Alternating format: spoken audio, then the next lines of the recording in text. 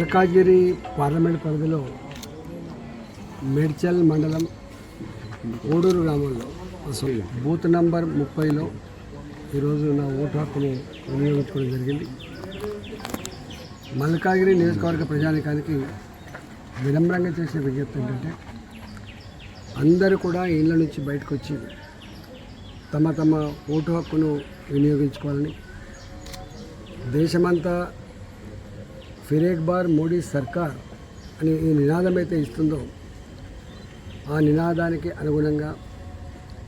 ధర్మరక్షణకు, దేశ రక్షణకు, దేశ పురోగమనానికి ఇవాళ మద్దతు ఇచ్చేటువంటి ఓటుగా దీన్ని భావించాలని, ఇది చాలా బాధ్యతాయుతమైనటువంటి భవిష్యత్తు నిర్దేశించేటువంటి ఎన్నికలు కాబట్టి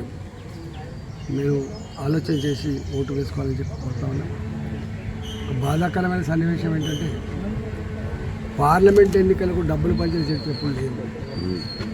కానీ పార్లమెంట్ ఎన్నికలకు కూడా డబ్బులు పంచడం, ప్రలోభాలు పెట్టడం, నాయకుల తలకు వెలగట్టడం అనేటువంటిది this is sad part of the democracy. ఇది డెమోక్రసీకి మంచిది కాదు. రాబోయే కాలంలో స్వేచ్ఛగా తన హక్కుని వినియోగించుకునే అవకాశం ఉండాలి తప్ప ఈ డబ్బుతో, మద్యంతో, ప్రలోభాలతో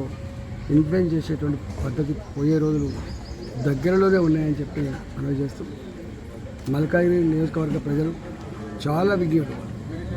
చాలా ఆలోచనతో ఓటు వేసేటువంటి ప్రజానికం కాబట్టి అన్ని 75 రోజులుగా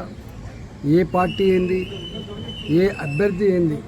అన్ని విషయాలు అర్థం చేసుకునే వాళ్ళుగా ఇవాళ నిండు మనసుతో నన్ను ఆశ్రయించి